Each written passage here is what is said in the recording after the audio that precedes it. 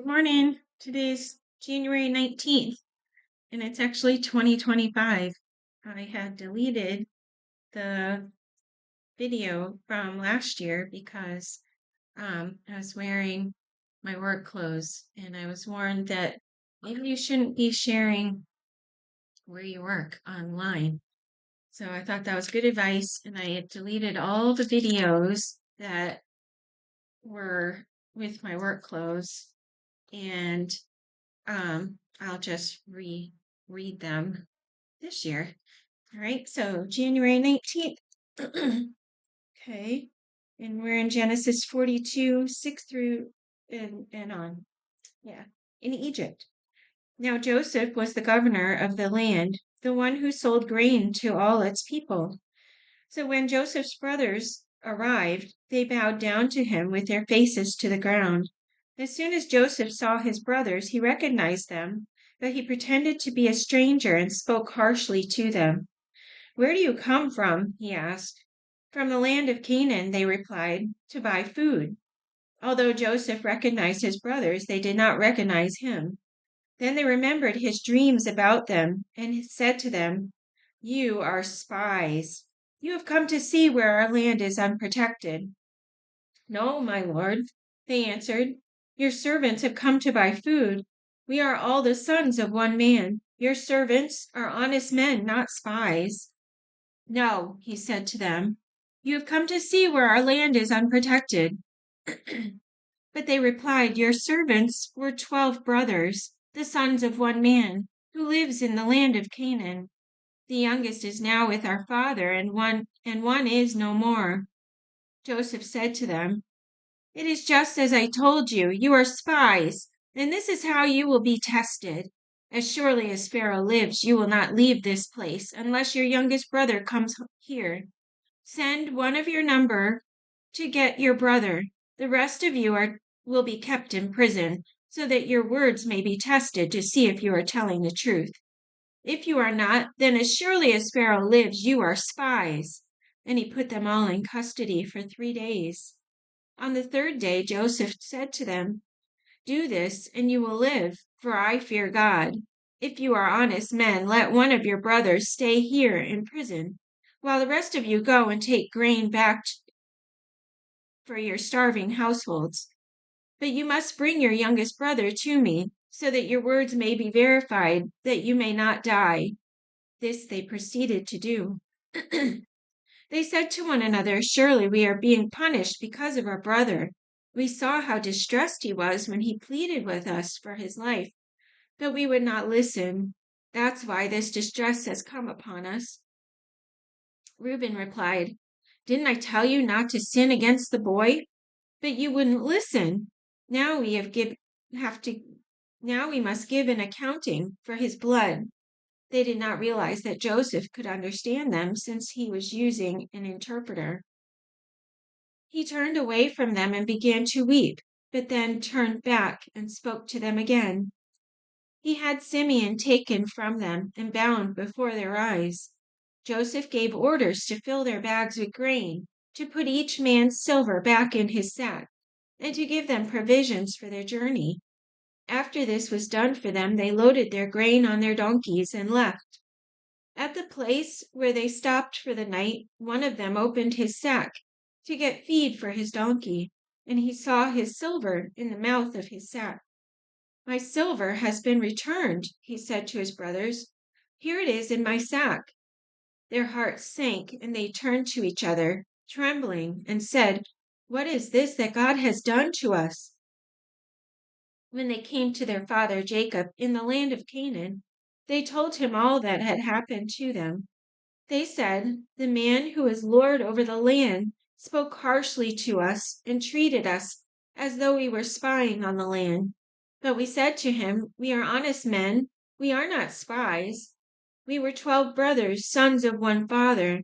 One is no more, and the youngest is now with our father in Canaan.' Then the man who is Lord over the land said to us, 'This is how I will know whether you are honest men. Leave one of your brothers here with me, and take food for your starving households and go. But bring your youngest brother to me, so I will know that you are not spies.' but honest men. Then I will give your brother back to you, and you can trade in the land." As they were emptying their sacks, there in each man's sack was his pouch of silver. When they and their father saw the money pouches, they were frightened. Their father Jacob said to them, "You have deprived me of my children. Joseph is no more, and Simeon is no more, and now you want to take Benjamin. Everything is against me." Then Reuben said to his father, "You may put both of my sons to death if I do not bring him back to you. Entrust him to my care, and I will bring him back." But Jacob said, "My son will not go down there with you. His brother is dead, and he is the only one left. If harm comes to him on the journey you are taking, you will bring my gray head down to the grave in sorrow." Now the famine was still severe in the land. So when they had eaten all the grain they had brought from Egypt, their father said to them, "Go back and buy us a little more food." But Judah said to him, "The man warned us solemnly, 'You will not see my face again unless your brother is with you.' If you will send our brother along with us, we will go down and buy food for you. But if you will not send him, we will not go down, because the man said to us, 'You will not see my face again unless your brother is with you.'" Israel asked, "Why did you bring this trouble on me by telling the man you had another brother?" They replied, "The man questioned us closely about ourselves and our family. 'Is your family still living?' he asked us. 'Do you have another brother?' We simply answered his questions. How are we to know he would say, 'Bring your brother down here'?" Then Judah said to Israel his father, "Send the boy along with me, and we will go at once, so that we and you and our children may live and not die. I myself will guarantee his safety. You can hold me personally responsible for him. If I do not bring him back to you and set him here before you, I will bear the blame before you all my life. As it is, if we had not delayed, we could have gone and returned twice." Then the father Israel said to them, "If it must be, then do this. Put some of the best products of the land in your bags and take them down to the man as a gift: a little balm and a little honey, some spices and myrrh, some pistachio nuts and almonds. Take double the amount of silver with you, for you must return the silver that was put back into the mouths of your sacks. Perhaps it was a mistake. Take your brother also and go back to the man at once. And may God Almighty grant you mercy before the man, so that he will let your other brother and Benjamin come back with you. As for me, if I am bereaved, I am bereaved." So the men took the gifts and double the amount of silver, and Benjamin also. They hurried down to Egypt and presented themselves to Joseph. When Joseph saw Benjamin with them, he said to the steward of his house, "Take these men to my house, slaughter an animal and prepare dinner. They are to eat with me at noon." The man did as Joseph told them and took the men to Joseph's house. Now the men were frightened when they were taken to his house. They thought, "We were brought here because of the silver that was put back into our sacks the first time. He wants to attack us and overpower us and seize us as slaves and take our donkeys." So they went up to Joseph's steward and spoke to him at the entrance to the house. "Please, sir," they said, "we came down here the first time to buy food, but at the place where we stopped for the night we opened our sack, and each of us found his silver the exact weight in the mouth of his sack. So we have brought it back with us. We have also brought additional silver with us to buy food. We don't know who put our silver in our sacks." "It's all right," he said. "Don't be afraid. Your God, the God of your father, has given you treasure in your sacks. I received your silver." Then he brought Simeon out to them. The steward took the men into Joseph's house, gave them water to wash their feet, and provided fodder for their donkeys. They prepared their gifts for Joseph's arrival at noon, because they had heard that they were to eat there. When Joseph came home, they presented to him the gifts they had brought into the house, and they bowed down before him to the ground. He asked them how they were. And then he said, "How is your aged father you told me about? Is he still living?" They replied, "Your servant, our father, is still alive and well." And they bowed low to pay him honor. And he looked about and saw his brother Benjamin, his own mother's son. He asked, "Is this your youngest brother, the one you told me about?" And he said, "God be gracious to you, my son." Deeply moved at the sight of his brother, Joseph hurried out and looked for a place to weep. He went into his private room and wept there. After he had washed his face, he came out and, controlling himself, said, "Serve the food." They served him by himself, the brothers by themselves, and the Egyptians who ate with them by themselves, because Egyptians could not eat with Hebrews, for that is detestable to Egyptians. The men had been seated before him in the order of their ages, from the firstborn to the youngest, and they looked at each other in astonishment. When portions were served to them from Joseph's table, Benjamin's portion was 5 times as much as anyone else's. So they feasted and drank freely with him. Now Joseph gave these instructions to the steward of his house: "Fill the men's sacks with as much food as they can carry, and put each man's silver in the mouth of his sack. Then put my cup, the silver one, in the mouth of the youngest one's sack, along with the silver for his grain." And he did as Joseph said. As morning dawned, the men were sent on their way with their donkeys. They had not gone far from the city when Joseph said to his steward, "Go after those men at once, and when you catch up with them, say to them, 'Why have you repaid good with evil? Isn't this the cup my master drinks from and also uses for divination? This is a wicked thing you have done.'" When he caught up with them, he repeated these words to them. But they said to him, "Why does my lord say such things? Far be it from your servants to do anything like that. We even brought back to you from the land of Canaan the silver we found inside the mouths of our sacks. So why would we steal silver or gold from your master's house? If any of your servants is found to have it, he will die, and the rest of us will become my lord's slaves." "Very well, then," he said, "let it be as you say. Whoever is found to have it will become my slave. The rest of you will be free from blame." Each of them quickly lowered his sack to the ground and opened it. Then the steward proceeded to search, beginning with the oldest and ending with the youngest.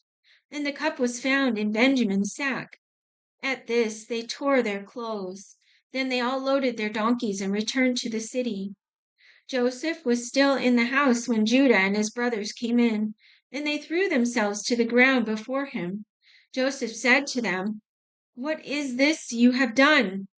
Don't you know that a man like me can find things out by divination?"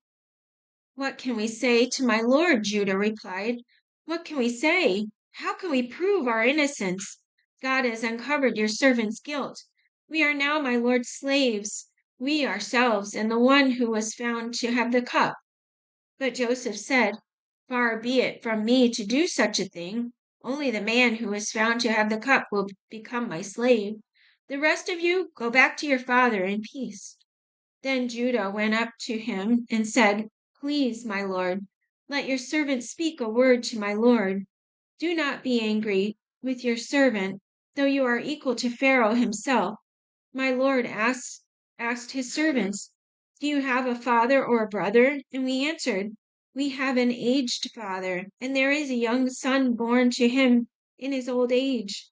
His brother is dead. He is the only one of his mother's sons left, and his father loves him.'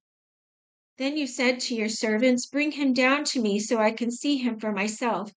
And we said to my lord, 'The boy cannot leave his father. If he leaves him, his father will die.' But you told your servants, 'Unless your youngest brother comes down with you, you will not see my face again.' When we went back to your servant, my father, we told him what my lord had said. Then our father said, 'Go back and buy a little more food.' But we said, 'We cannot go down. Only if our youngest brother is with us will we go. We cannot see the man's face unless our youngest brother is with us.' Your servant, my father, said to us, 'You know that my wife bore me 2 sons. One of them went away from me, and I said, He has surely been torn to pieces, and I have not seen him since. If you take this one from me too, and harm comes to him, you will bring my gray head down to the grave in misery. So now, if the boy is not with us when I go back to your servant, my father, then if my father, whose life is closely bound up with the boy's life, sees that the boy isn't there, he will die. Your servants will bring the gray head of our father down to the grave in sorrow. Your servant guaranteed the boy's safety to my father. I said, if I do not bring him back to you, I will bear the blame before you, my father, all my life. Now then, please, let your servant remain here as my lord's slave in place of the boy, and let the boy return with his brothers.